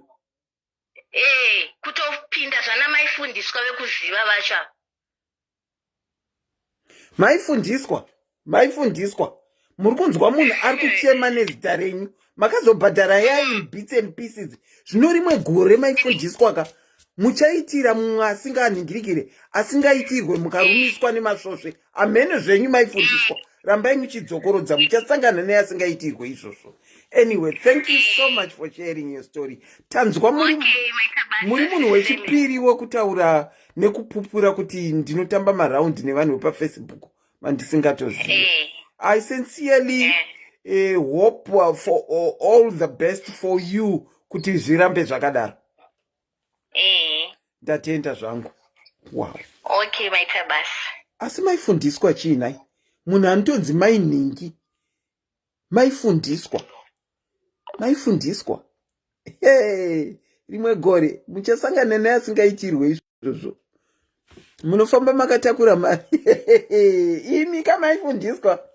Mene zvenyu. Regai ndichiita wind off. I think tambotaura. Tanzwa sort of all the angles about kunetsa kwemaraundi nekunakidza kwemaraundi nema-achievements. I was sincerely hoping pane someone who updates me zvaari kuita. Ndinoziva kuti akaita chinhu chikuru as much as beginning of this year. Akatoita kuprotecta chinhu chake chaakatenga. Ndachifunga kuti achafona achitaurawo kuti ndipupire kuti uyu ndewo maraundi nekuti ari ngo-updata tichiencouragana. Ndinokuchingamidzai pachirongwa. Selina. Evo, makadini? Tiri pedu maganiwo. The floor. Ndakatoimirira nyaya yemaraundi. Asi makabirwa kani? Ndakakasika ndazviona kuti munhu wandaitamba naye aiva ari straight. On the other side yakazoita success kumberi. Okay. Ndichitanga basa nyowani kuno kuSouth Africa. Pananzi nemumwe mukadzi, kune raundi vanhu vari kusimuka zvekuti vanhu vari kuita tuntu kwavo ma5,000 pamwedzi. Unoda here? Ndikati inini mutemo wangu kana ndichitamba raundi ndakazidzisa kuti ndoda kupedzisirwa. Why? Ndinoda kurwadziwa nekupa vanhu mari dzavo. Painozoya yangu inini ndichizoti handisi kuowa munhu mari. Ndinoronga ndakasununguka. Sure. 2, ndikazonzi ndapuhwa pekutanga handishandise mari dzevanhu ndisati ndanyatsoona kuti kumberi uko zvakamira sei. Because pakazowanika zvinoitika munhu anenge akuda mari yake handigoni kunoti sorry because munhu anenge atobvisawo pakaita sei pakakosha pake. Tatamba zvakanaka. Vanhu bvavawirirana kuti tikatamba tichatiwo anenge apedzisirwa otangwa so that anowanawo mari yakaita sei yakawanda kahwanda oitawo something semunhu anenge amirira. Tese tikawirirana tikati its fine. Ndamirira 5 months ndapuhwa ndandiri pekupedzisira. Munhu uyo akandijoinisa kwakutondifonera kuti ndikuziva kuti wapuhwa mari raundi ndikweretiso 20,000. Tikati 20 chirudzi zvikanzi ndaita emergency. Tikati sora ako inini handitambe raundi ndega. Raundi rinoti Mr and Mrs. Saka I can't explain to my husband kuti ndakukweretesa munhu 20,000. Akai see. Apa atoti ndindakakujoinisai zvakazoti zvanga achitaurwa nayo kozve zvekuti anenge achitozviziva kuti ninga akapuhwa ndichanokwereta nhingi, ninga akapuhwa ndonokwereta nhingi. Panangomuti kana zvakadaro inini ndakuita sei handichada raundi raukandijoinisa ndoita sei ndosiya zvangu ndotsvaga vanhu.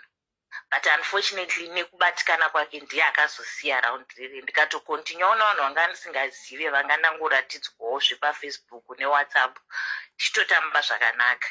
Zvakazongowo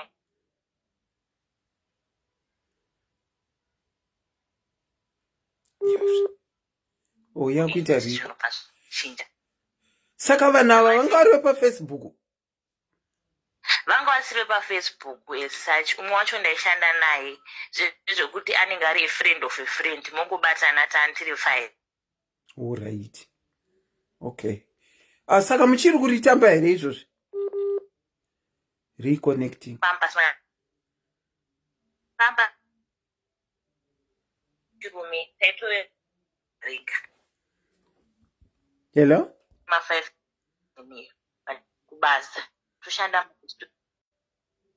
mukundinzwa? Iri kuita ichikata-kata. Alright. Toshanda murestaurant. Vandatotaura nomumwe mukomana waida kuroora. But handikupedza kubatana mari. Mumwe mukadziwo vaida kutenga imba wanga waini yanga wabatanidza. Vandatotora isi tine maplans ekutsvaga tende kuZimbabwe. Takatotamba tichiita 300 pazuva 300 rand. 10 days unenge wabatanidza 3000 topa munhu 1 9000 akaita yakewo 3 uita 9000. Okay. And it took us 1 year takatobatanidza mari tikatinga stand Zimbabwe. COVID ichitanga mumwe wangu wataitamba naye akatobatanidza imba vakatotenga imba yokubulawayo. Mukomana aida kuroora akatobatanidza mari yake akaroora. 2019 marestaurant achivharwa tanga tichangobva mukukandirana akavharwa 3 pakati. Badati toita sei tikane munhu wese this is indefinite hatizoti zvinopera rini ende zvinopera sei ngatidzosirane mari. Takadzoserana mari in peace and we went our separate ways. Unfortunately one of us akazombosiyawo basa pataishanda but we didn't owe each other any money. Zvakanyatsofamba zvakanaka. Now tinongoda munhu transparent. Zvanga zvakarongeka. Haridi kuwandisa. Yeah, true. And uchitotamba nemunhu unoona kune vanhu vanoda mari stereki. Unotomunzwa achitaura madira ake mari. Anenge achingoronga. Titarisa mari yacho iri kurongwa nezvayo ishoma shoma. Utoona kuti munhu ane problem. And ukangotwanga kutopika any red flag achibva watosiyana nazvo. It's better to walk away nemari yako. That's very true. Unotomunzwa like mukadzi ndakatozodiscover later kuti akakwereta iwewe anouya obhadhara chikwereti chanhingi. Mangwana oyo otora kuna nhingi obhadhara chikwereti chanhingi. Ndo mararamiro ake akatoendesa mwana kuuniversity akapedza nezvinhu. Saka unotoona kuti vanhu vanoita sei varipo zveshuwa vanhu vese vari kutaurwa kunzi vanotoronga nemari yako yeraundi. Ende umwe anotoibata nemari yozvo kana kuti anotomboipuwa iye oitenderedza iwo ozokupa hako yaachinja apedza ake kuita madziri ake. Maraundi haana kushata but anongoda munhu anoona beyond round chete. Usanakidzwe nekuti tichapuwa 50,000. Tarisa kuti ichauya nani sei. Wow. Aiwa yenyu yanga yakarongeka yakanaka iyo ende makabvumirana pamakaona kuti mabasa akunoenda achinetsa kuti ngatingopana iripo iyoyo so that you don't owe anyone. And thank God makamanager kutoita chinhu chine musoro chinobatika nemari dzeraundi dzenyu. Thank you so much Auntie for sharing. Thank you, Aunt Selina. A very good night to you. Same to you. Okay, I think we've heard a lot about MaRound. We can just wind off. I think tambonesana nekuningirikira nekuratidzana zvakanaka nezvakashata about MaRound. But it was all for us to encourage someone kuti unogona kutopinda MaRound anoita zvinobatika zvinoningirikira zvinooneka. Let's just say this as SIS MELLY usually says kuti ngati encourageanei kuita zvinhu zvinobatika mukati meupenyu. Haikona kuti munhu akakurakidza. Let me just take this one last caller. Tinzwe kuti vada kutaura kuti chii. Ndinokuchingamidzai pachirongwa MaRound. Maswera sei? Maswera sei? Taswera kuti maswerawo imi. Makadyirwa mari?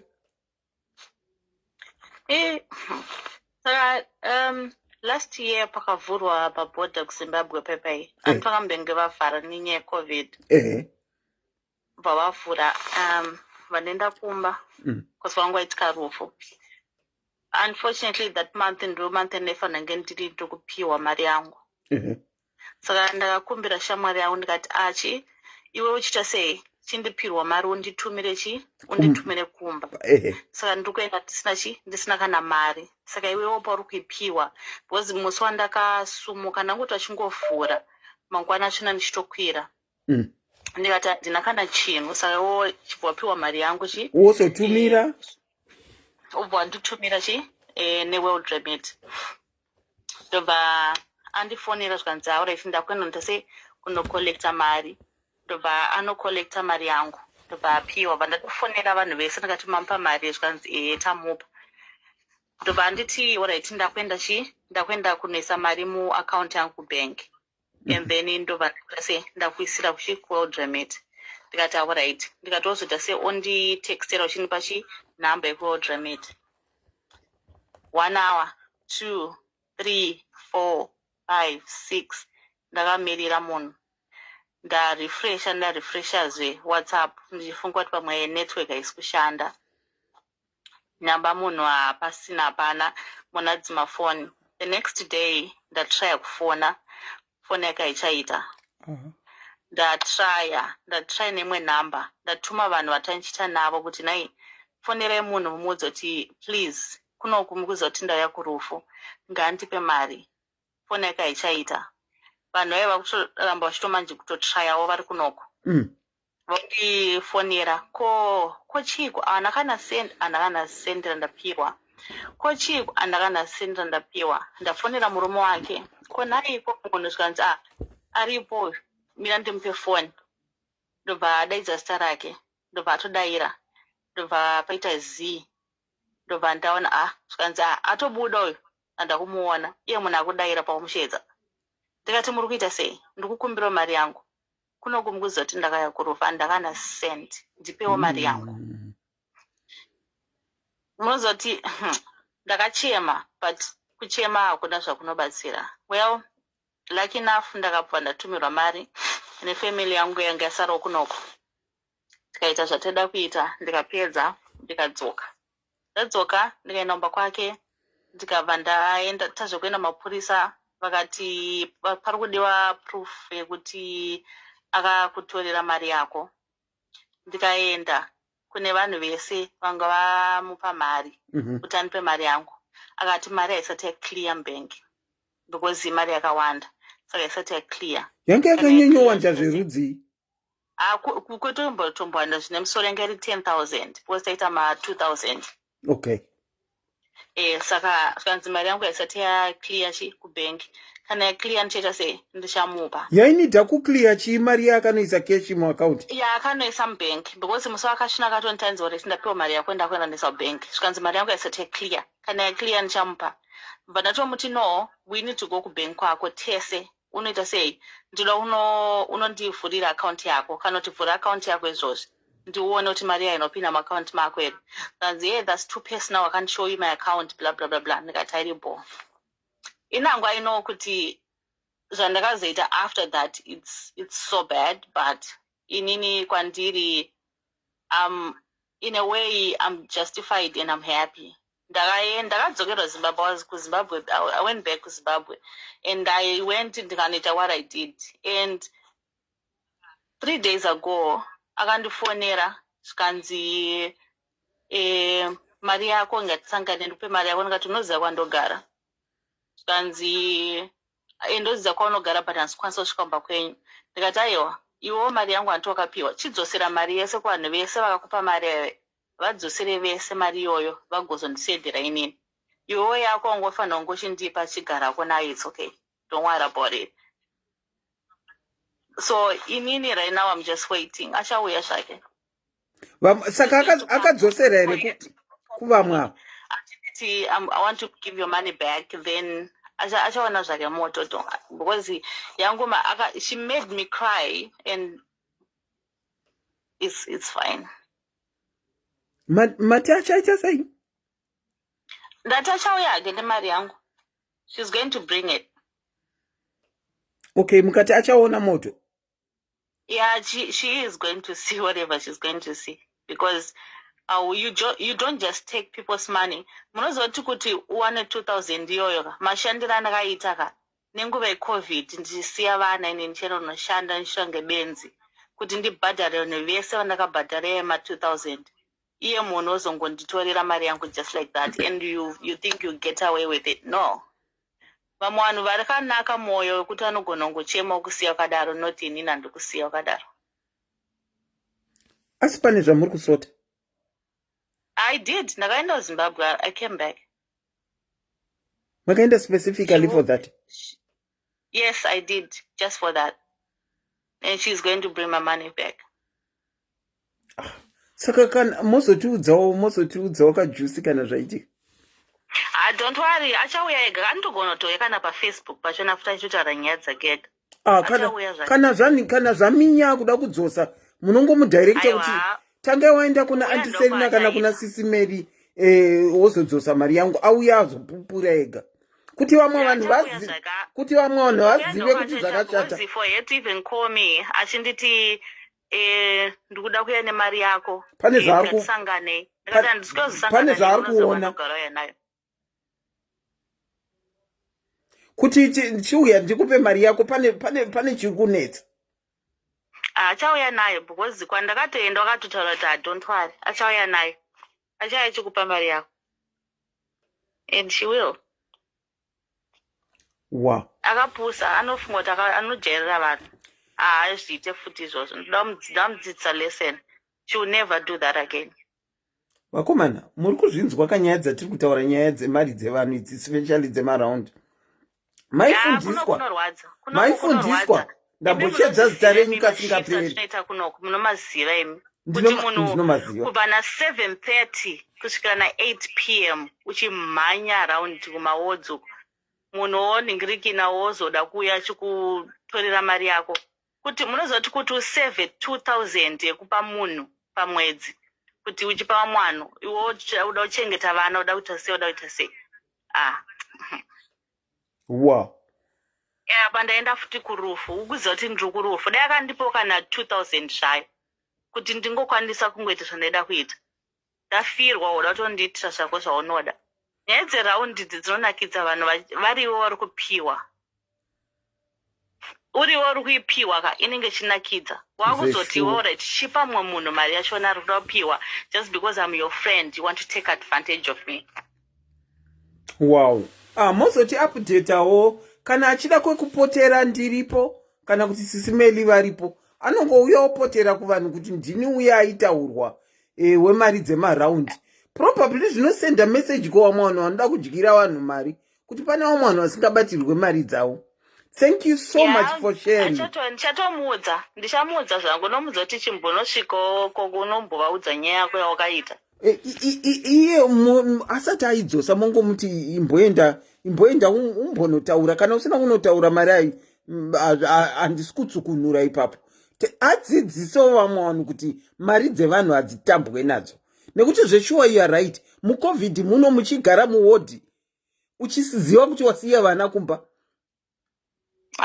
It's not easy. Ende andozviziva mastruggles andaitoita sometimes zvomuudza ndichamari ndanzwa nemusoro handina kana time yevana ndiri kuswera ndichitora mashifts kuagency ndamhanya ndaenda kuNHSP ndamhanya just to kuti mari yangu dzibalance munhu after that onditorera mari yangu unori right ndochema inini kukuchemera inini pafoni kuti usandidaro ndikusendera mameseji kuti usandidaro please ndikukumbirawo wona ndiri kurufu vanhu vese vakatarisa inini usadaro munhu otondidzimira foni murume ake kutomushedza akatonatsoshedza ndipa foni zvikanzi prim zvikanzi bva aende kwakundu zvikanzi prim abuda ukutaura kuti chikwe prim wandanzwa achiti naiwe prim atone murume atone murume wake. Ndakatomuudza murume wacho ndakatomuudza ndikati munomboziva kuti chika chinoinatsokudza imimi nemukadzi wenyu mese muri 2 zvamuchaona mumba kwenyu ikokoka muchaiunza mari yangu yatimes 2 because zvamuchaona ikoko ende ndinoda kuti muzouya ndikamuzoti dai mamutorekodha aiwa hazi primu chinduba zviri kuunzwa nanhingi kumba kwedu zvikanzi aiwa zvina kuzosvika ikoko ndikati zvatosvika ikoko ndikati manzi kunokuka zvakanakira kunokuka varungu havabhilivhe zvese zvanichada zvamuchaona mumba menyu anongoti munopenga muchasvika pakumusa mapiritsi ekupenga iwewe nemukadzi wako muri vachiti maakupenga. Wow. Mozoita feedback wotinzwe kuti primu haufa.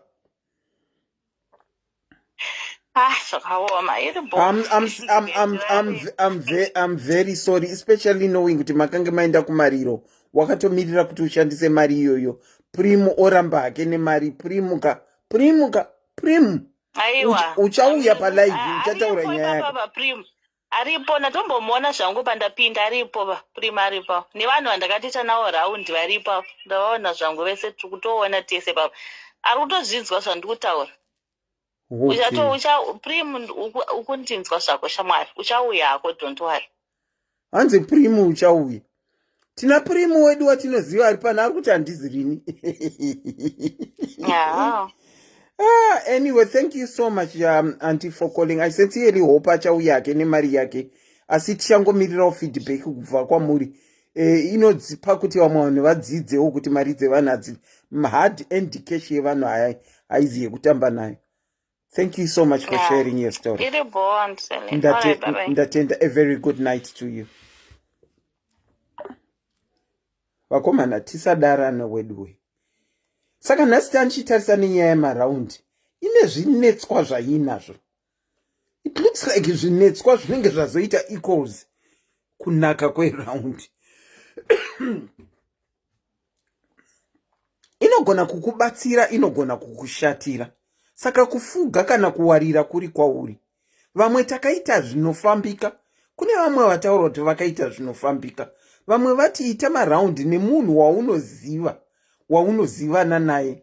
And yet we got a good number whereby vanhu vari kuti for the past 3 years I've been doing round nevanhu vepa Facebook. Handivazivi, but zviri kutofamba. Tikaona mumwe mukadzi auya achitaura the same futi kuti ndakaita maraundi nevanhu vepa Facebook vandisingazivi, but zviri kutofamba. Kana zvakakufambira uye kana zvichikufambira tinotenda nekukudza Musiki. Asi kana zvisina ndine urombo kwazvo kuti zvakatadza kukufambirai. Kune vari kutamba, I sincerely hope for the best of you, that all will fall through pamunenge muchitamba maraundi enyu. Kutaura zvirongwa zvakadai, kudzidzisana nekuonesana nekuchenjedzana, especially kuchenjedzana, kuti uzive kuti kana wakuda kupinda muraundi zvii zvakanaka uye zvii zvakashata. Ndinongokutendai nekuchuna ini. Asi before we leave, I thought we would hear that clip yet again for the last time before tisati taonekana. Chule njaya njele dia kuchichika tsunge ngia kachele chule nele che chu changia ne chipia tsupepe nangateta pipi baleti ya koleke hey ha tibia pepe ke tsetse dia olele. One last time. Chichinga titi chule njaya njele dia kuchichika tsunge ngia kachele chule nele che chu changia ne chipia tsupepe nangateta pipi baleti ya koleke hey ha tibia pepe ke tsetse dia olele. Thank you so much for tuning in. I've been your presenter, your host, and your facilitator tonight. Let me just end this program by saying, hey, a very good night to you. Until we see each other again on Thursday. But on Wednesday, join SIS MELLY, usual time 7 o'clock. And I will see you on Thursday. A very good night to you, and thank you for tuning in. I'm out.